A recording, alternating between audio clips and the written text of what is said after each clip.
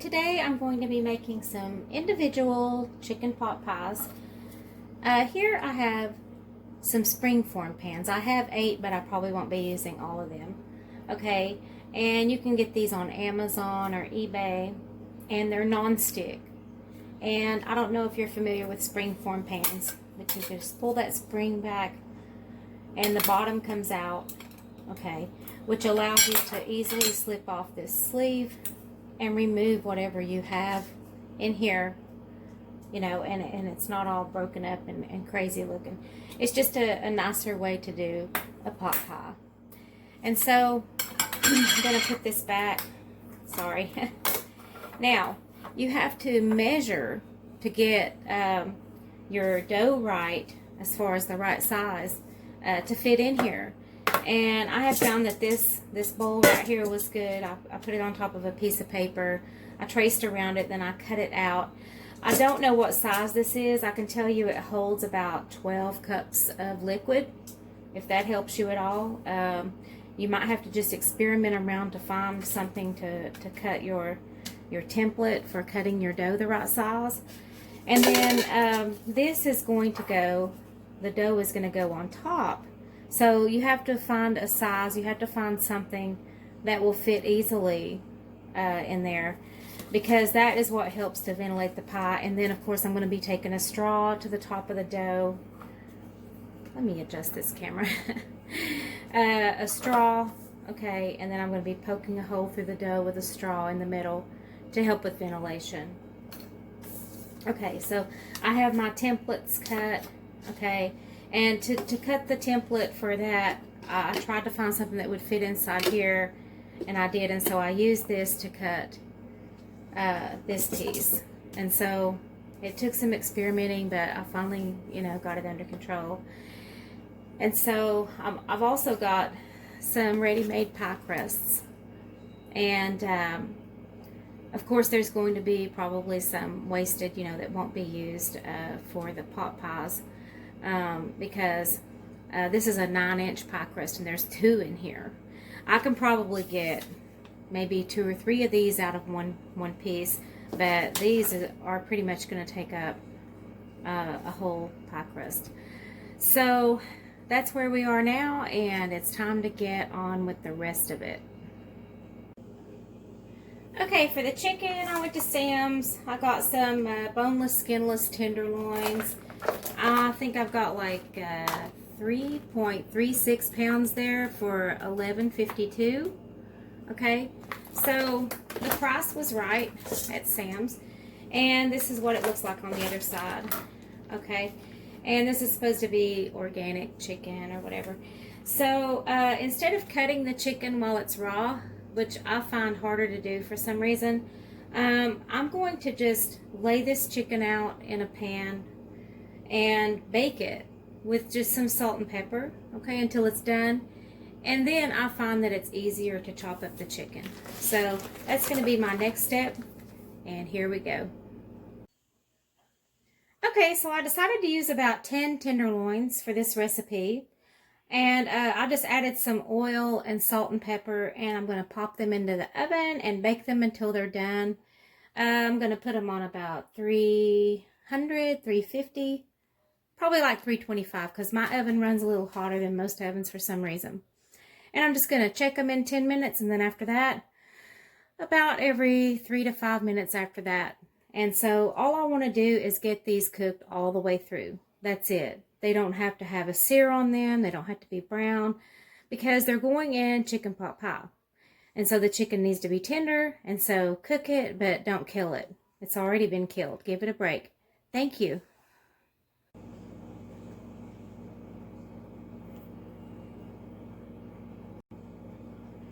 Okay, what I found here was, of course, I can get this, the larger piece out of this one piece of dough.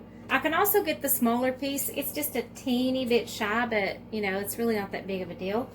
And so what I have here is I have put this in this springform pan, but it was a little too high. You don't want it all the way to the top, because in order to make this a neat, pretty little pie, you have to be able to release this spring form, okay, and lift this collar up. And if this is too high and it laps over and all that, you're not going to be able to do that, and you could break your crust. So what I'm doing, since this is a non-stick pan and I want to keep it non-stick, I'm just very gently going around, and I'm taking off like, what is that, about 1/4 inch, okay? And I'm just going around and removing that from the inside, okay? So that I don't get breakage when I try to release the spring form, okay? And you can do this any how you want, okay? But this is what blows my hair back. This is how I do it, all right? Like so. And then I'll put my filling in there, and then put my cute little topping on there that just fits barely inside like that. You can see it goes all the way to the bottom without really wrinkling up too much or whatever. Actually, it's supposed to stay smooth. And I took a straw, just a regular drinking straw, and poked a hole like that, okay, to ventilate the pie. You could actually put maybe a couple more holes if you wanted, like one here and one there. One there, whatever you want to do. And so I've got my chicken baking in the oven right now, and I'm getting ready to mix up the filling as soon as it comes out. About pie crust, if you're not familiar with pre-made pie crust, you can make your own crust for this, and if you do that, I recommend the hot water pie crust. But if you're going to use store-bought crust, you have to leave these out for about 45 minutes to an hour. Because they either come frozen or refrigerated. These came refrigerated, so I left them out about 45 minutes because you have to unroll them. They come in little rolls, and if they're not thawed out good, they won't be easy to work with, and you could tear your dough. But if you do tear your dough, just take a little water, put it in a little bowl, put your finger in it, and smooth it out. You might have to overlap it just a little bit, and then just kind of patch it with some water, okay? And that will smooth your crust back out again. So I'm getting ready to cut another crust, all right? And it's going to go about like that. Like I said, I'm going to make this circle and this circle just a teeny tiny bit smaller, still using my template though, just so I can get 2 of these, okay, out of 1 piece of crust. And then I'm going to show you how to insert the crust inside. You will have to press it because you will have some extra dough because of the size. But if you press it in there real good, you shouldn't have too many problems. Press it in first before you do this little cut around the inside, okay? Because you don't want to tear your dough, and you want to make sure everything fits before you go cutting anything. Okay, this is going to be my method for cutting, okay? It's really not that complicated. I'm just going to take a knife, all right? And I'm just going to cut a little at a time. Just going to go around really slowly, all right? And because I'm trying to get 2 pieces out of this, okay, I'm going to cut just a little smaller. All right, so I'm going to go here and just cut a little smaller right there, like that. And yeah, that way you can get both pieces out of 1 little crust, which means you can make more, right? Then we have to decide what to do with the scraps. There has to be something neat can be done with the scraps, right? Because I don't believe in wasting food. All right, and so I should be able to cut this one out now, and it's going to be just a teeny bit smaller than the template. You know, you just have to learn to adjust sometimes in order to stretch your food dollar. You know, everything doesn't have to be perfect. You can get great results, but you know, if you're not cooking for the Queen Elizabeth or whatever, you know, how important is it really? You're still going to get a cute product, and it's still going to be tasty. And isn't that the most delicious and the most important thing, is to have something delicious and that looks good? So I'm going to get a springform pan and show you how to do this. Okay, note to self.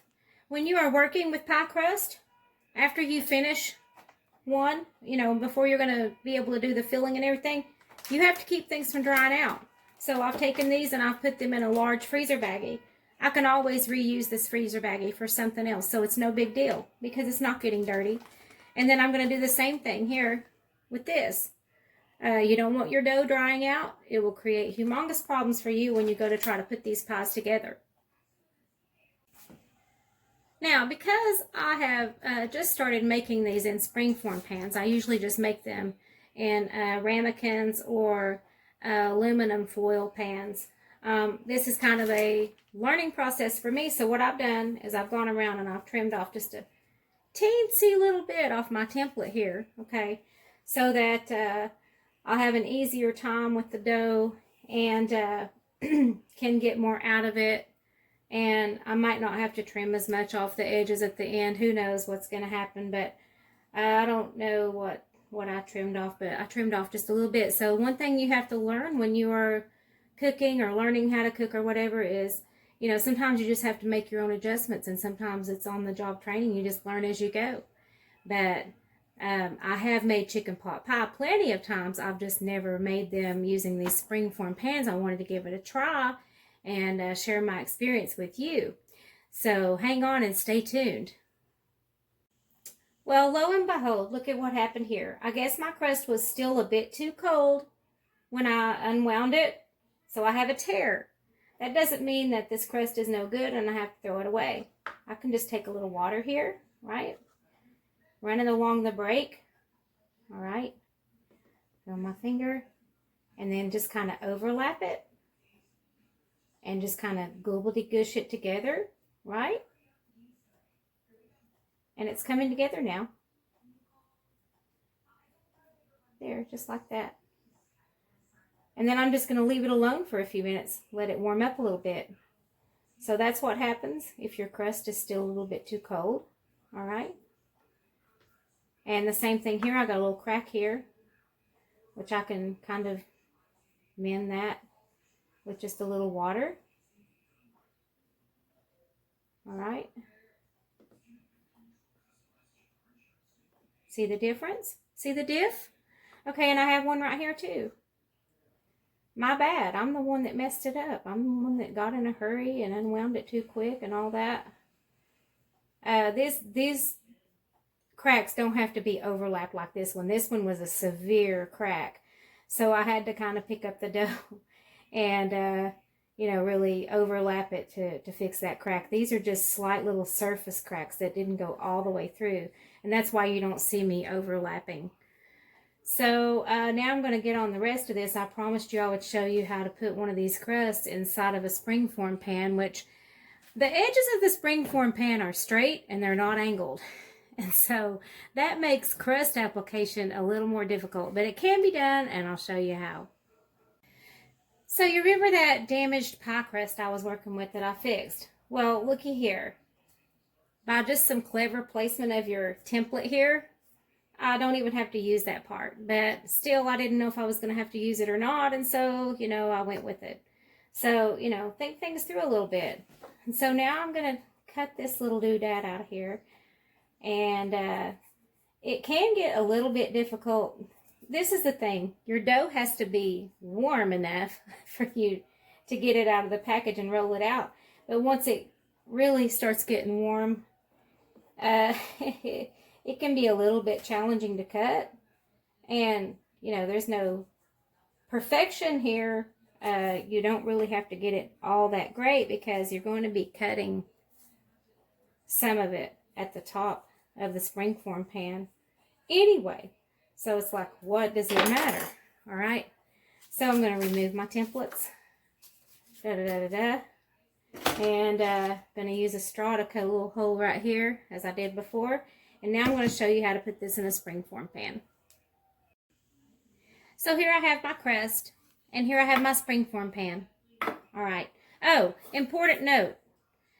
You want to put some lard or Crisco inside your springform pans before you go along with this, okay, because you want to be able to easily lift out your crust. But anyway, so what I do is I just kind of take this, and I just kind of squeeze it like that. Okay, then I put the center down like that. Then I start spreading it out and kind of moving it around. Okay, and doing what I have to do.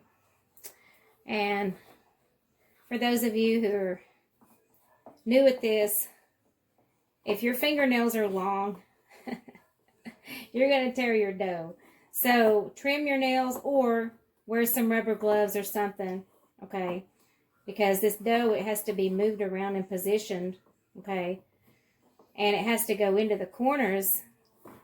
And to do that, I just use my knuckle and go around like this. But it won't work if your fingernails are really long and sharp or whatever. You're going to have a hard time with that. So find somebody with short nails in the house or something like that if you need to have this done. Or put gloves on or trim your nails down. I do so much with my hands, you know. I'm a long haul truck driver, and, you know, that kind of keeps me from having long nails because I never know what I'm going to be facing in a given day. But also when I come home, I love to cook, and that's not really compatible with having long nails either.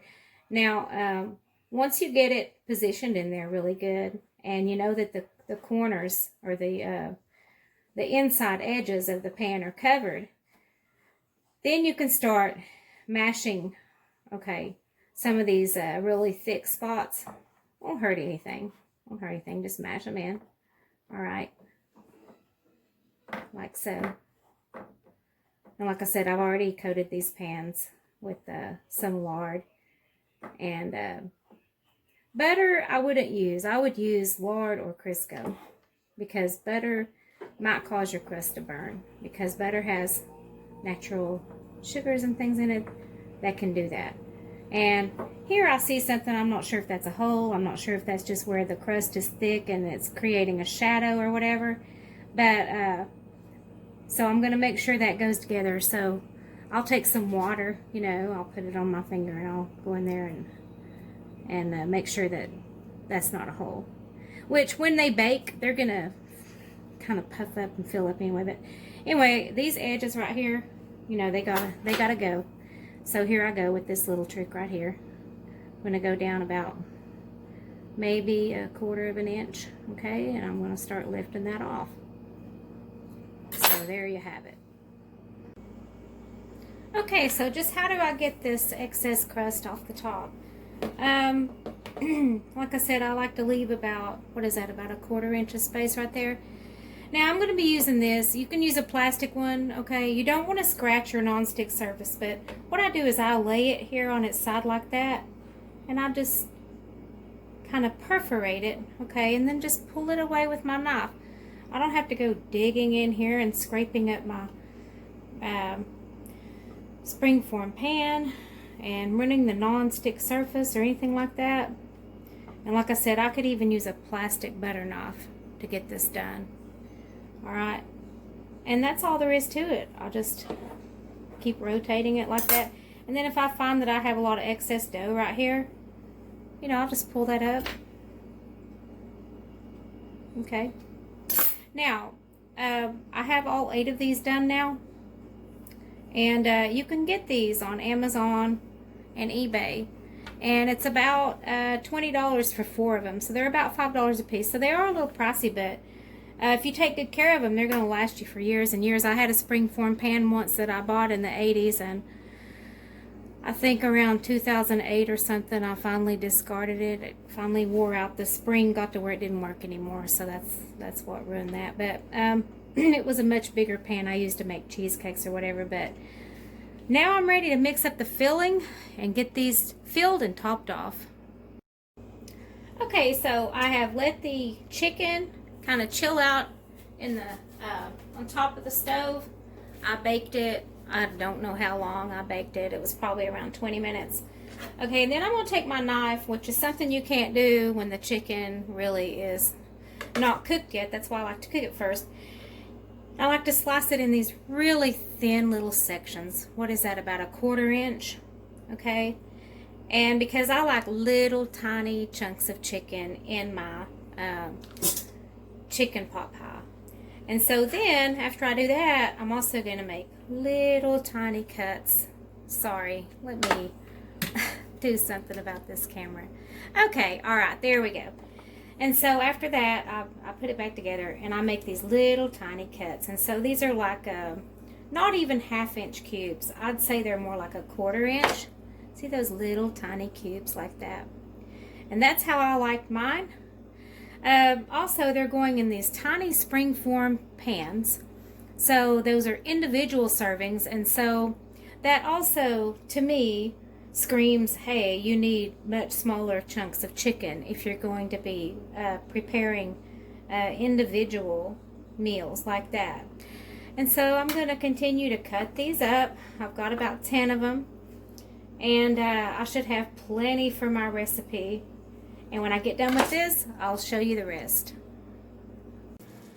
So now in this pan, I have 2 tablespoons of real butter, not margarine. Margarine is blasphemy. We do not use margarine. That is like 1 molecule away from plastic. It's terrible. So anyway, 2 tablespoons of butter and 3 tablespoons of oil, just vegetable oil. I have 1 cup of chopped sweet onion that I'm going to put in here. And I have let's see here, it's a 12-ounce bag of mixed vegetables. It has carrots, green beans, corn, and peas. And that's going to go in the pan also. And what I'm going to be doing is cooking this on like medium-high. And what I'm trying to do is, of course, add some flavor with the use of butter. And also kind of try to thaw these vegetables out, because I don't want them necessarily to thaw out in the cooking process, because that just adds water. So I'm just trying to steam them a little bit, get some of the moisture out before I continue the process of putting them together. Oh, and here are my lovely little pieces of diced chicken. Aren't they so sweet? Okay, and that's gonna really mix well with the little bite-sized vegetables, everything. It's gonna be great. So I'm going to get ready to mix what you would call the gravy part of it, and so that I can combine all of this together and get the pot pies stuffed and topped with pastry. Okay, I've been sauteing this for about 5 minutes or so, and now I'm going to go in with 1/4 teaspoon of pink Himalayan salt. I might not even use all of it. Maybe I will, but I want to be very sparing with the salt, because I'm going to be using a can of cream of chicken soup, which is also going to have salt. Also, when I baked the chicken, I sprinkled it with a little bit of salt and pepper, and also coated it with oil so that it wouldn't stick. And so, don't want to use much salt, because when it all comes together, there's going to be quite plenty enough. And so, this is about done. I'm doing this until the onions are translucent, and they're starting to look more translucent. Now, what about potatoes? If you were to add potatoes to this, I would maybe put some really, really thick mashed potatoes on top of each pie, on top of the chicken and vegetables and gravy that gets mixed together. Then I would put some mashed potatoes on top, and then put the crust. I don't think I would cube potatoes and put them in here. You could, but if you're going to be freezing this, that style of potato doesn't necessarily freeze well all the time, and it might put too much liquid in your pot pie. And so, like I said, I would go with a really, really, really thick mashed potato and spread it over the top of the chicken and vegetable and gravy mixture, and then put the crust on top.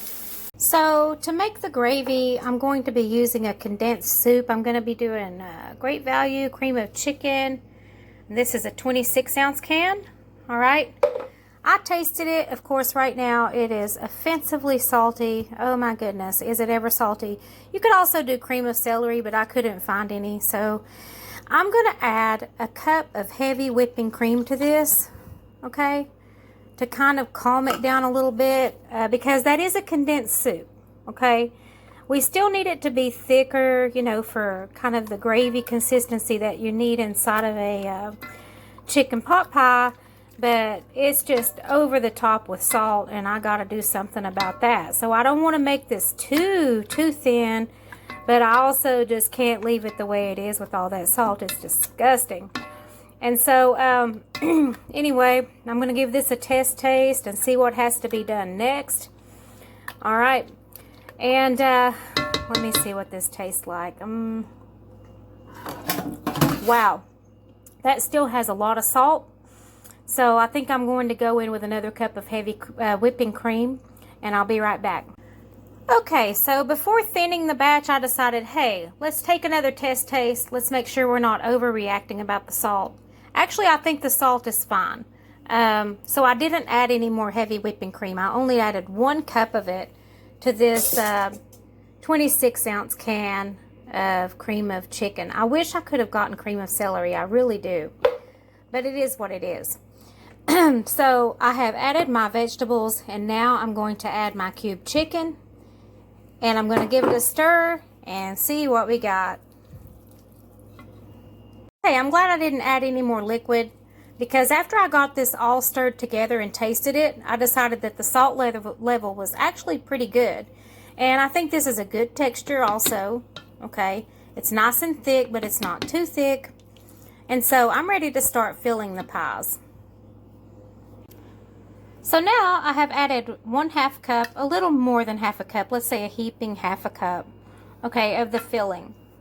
Okay, now I have gone in with a 1/4 cup of really, really thick mashed potatoes and spread them over the top. It's a very thin layer, and you can see how thick these mashed potatoes are. They are very thick, and that's going to be perfect for this.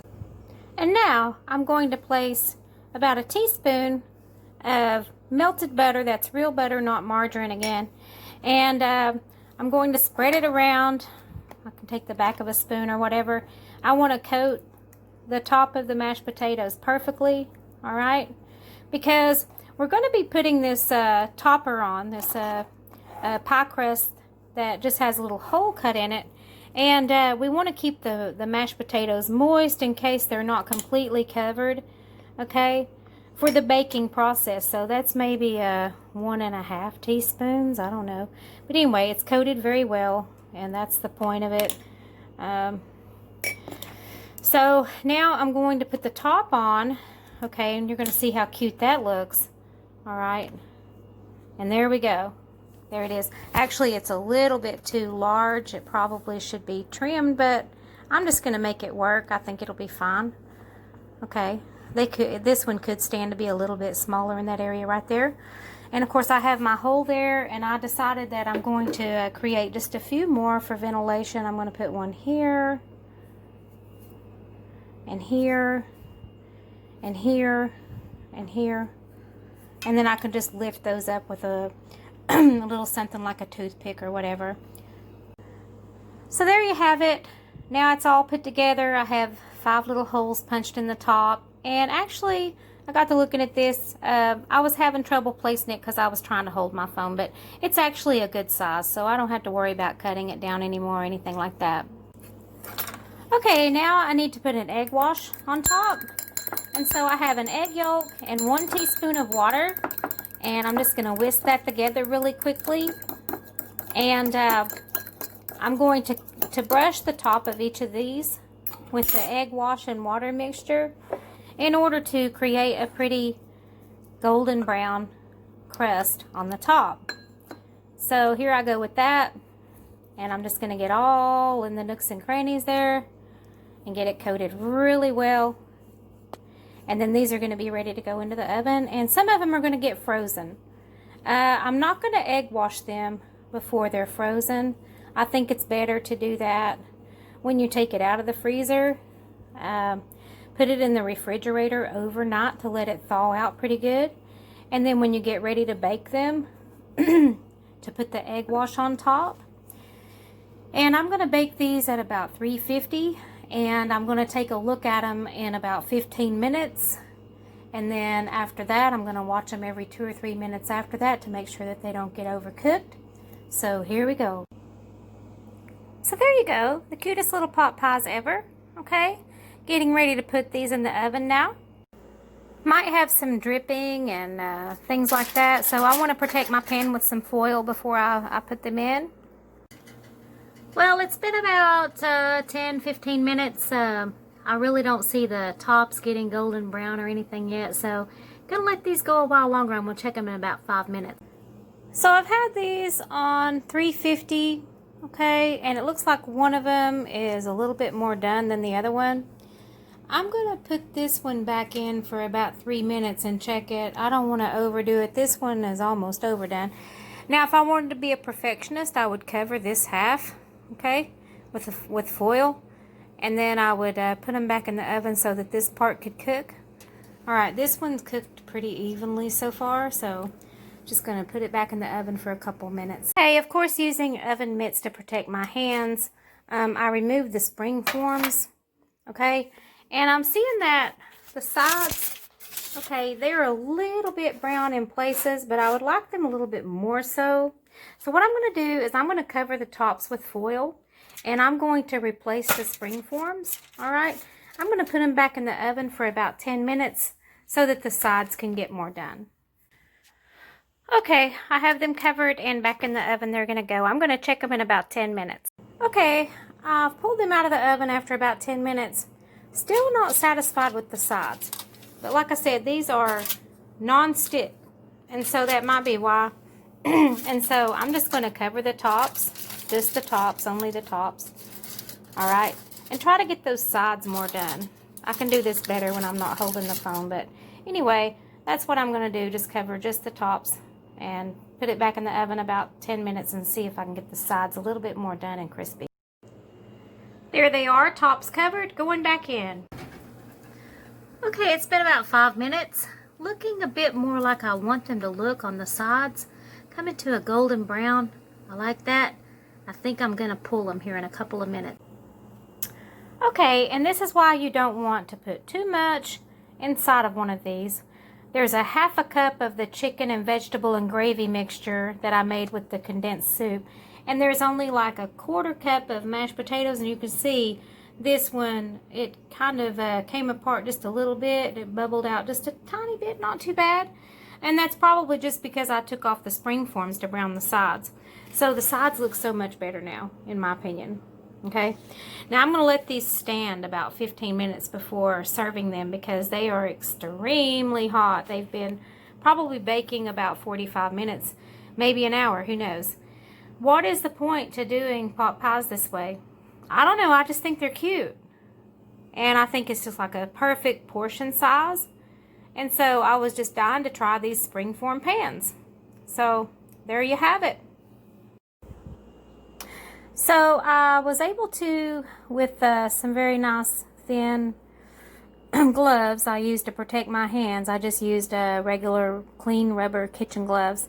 I was able to remove this pot pie from this bottom piece, you know, from the springform pan, all right, and put it in this bowl. I think that a large bowl is going to work easier than a plate. And it looks really delicious, and it fills up this bowl quite nicely. What to have for side dishes? I would say maybe a glass of white wine or maybe a beer or something like that. Because, you know, why would you need a side dish? You have your pastry, which is carbohydrate. You have your condensed soup, which is also a bunch of carbohydrate and maybe some dairy. You have your vegetables, you have your chicken, which is your protein. I don't think you need a side dish for chicken pot pie. That's just my personal opinion. You could serve it with a side salad if you like. Maybe scoot this little bowl over and put a little bed of greens there with some kind of dressing that you like. So whatever blows your hair back, I hope you enjoyed the video, and I hope you try the recipe. Let me know how it turns out. Have a great day. Bye-bye.